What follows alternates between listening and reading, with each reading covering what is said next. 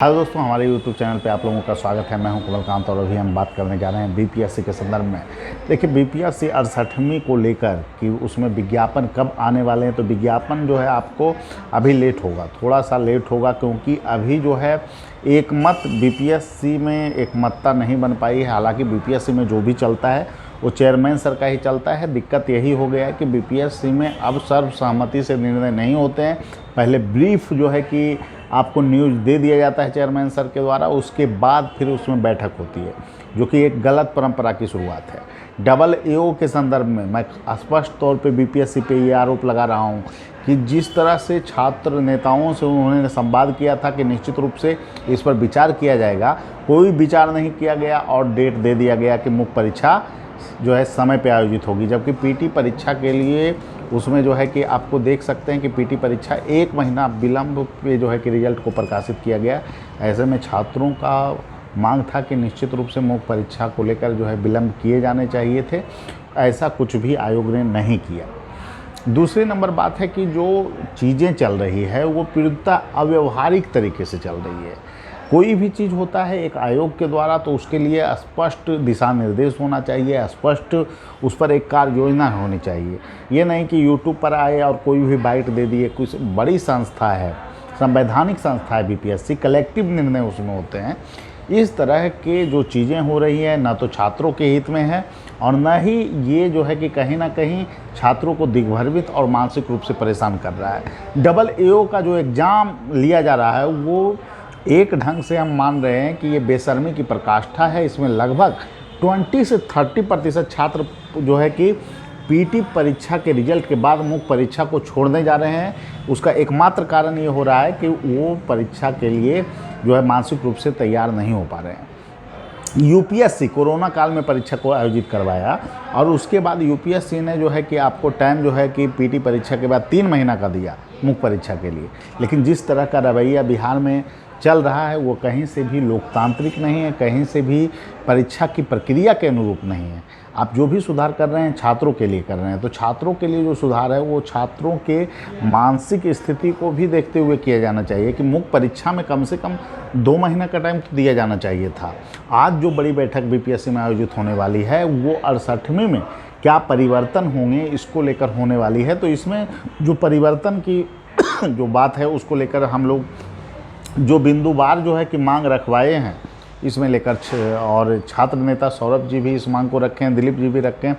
उसमें जो बिंदुवार जो पॉइंट है कि निगेटिव मार्किंग अगर बीपीएससी को लागू करना ही है तो सबसे पहले ई विकल्प को हटाते हुए निगेटिव मार्किंग किया जाए।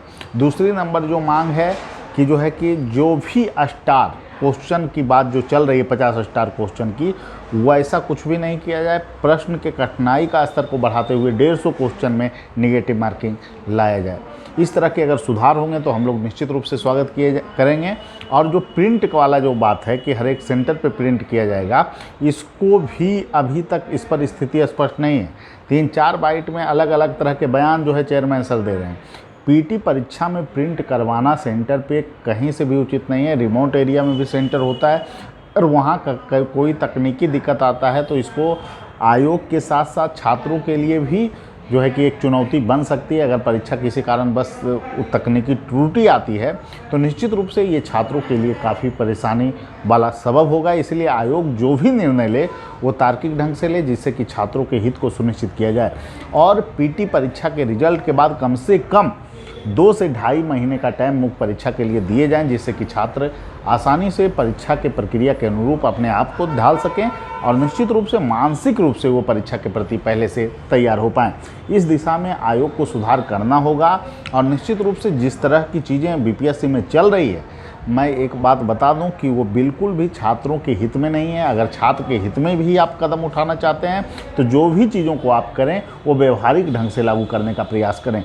जिस तरह से मुख्य परीक्षा में जो परिवर्तन की बात जो है कि जो की जा रही है कि प्रिंट किया जाएगा सेंटर पे, तो इन सभी चीज़ों का हम लोग समर्थन कर रहे हैं। लेकिन अगर कोई ऐसा स्टार क्वेश्चन वाला जो चीज़ हो गया या फिर ये अनियमितता को जन्म देगा और निश्चित रूप से इस पर परीक्षा प्रक्रिया पर बहुत सारे सवालों को खड़ा करेगा। और विज्ञापन के साथ ही किसी भी विवादित चीज़ को आप अगर ग्रहण करेंगे, जो भी कोई भी इंडिया का आयोग इस तरह की चीज़ों को ग्रहण नहीं किया है, तो इससे काफ़ी जो है कि छात्रों को मानसिक रूप से परेशान होना पड़ेगा। इसीलिए हमारी आग्रह है चेयरमैन सर से कि परीक्षा 68वीं को लेकर जो मीटिंग है उसमें इस पॉइंट को, स्टार मार्क वाला जो पॉइंट है, इसको बिल्कुल ही एक्सेप्ट नहीं किया जाए। और इस पर जो है कि जैसा कि छात्र संगठनों से भी उन्होंने किया है, कहा है कि इस मुद्दे पर हम लोग गंभीरता से विचार करेंगे। हालांकि वो बोलते कुछ हैं, करते कुछ हैं।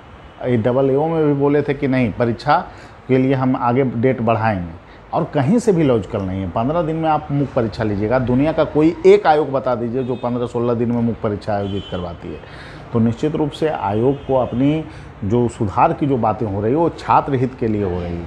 आप छात्रों को मानसिक रूप से प्रताड़ित कर कर अगर कोई सुधार करेंगे तो कतई छात्रों के हित में नहीं माना जाएगा। इसलिए आयोग को अभी से ही जो काम कार्यप्रणाली जो तैयार कर रही है, चूँकि विज्ञापन में इन सभी चीज़ों को मेंशन करना है, तो हर एक बिंदु पर अच्छे ढंग से विचार विमर्श के बाद ऐसे चीज़ों को लागू करें जो छात्रों के हित में हो, छात्रों के अनुकूल हो। तभी वो सुधार जो है आगामी दिनों में छात्रों को लाभ पहुंचा सकता है। और निश्चित रूप से ऐसे सभी सुधार का हम स्वागत करेंगे जो छात्रों के हित में हो। ठीक है, सभी लोगों को धन्यवाद। फिर अगले वीडियो में मिलेंगे। Thank you.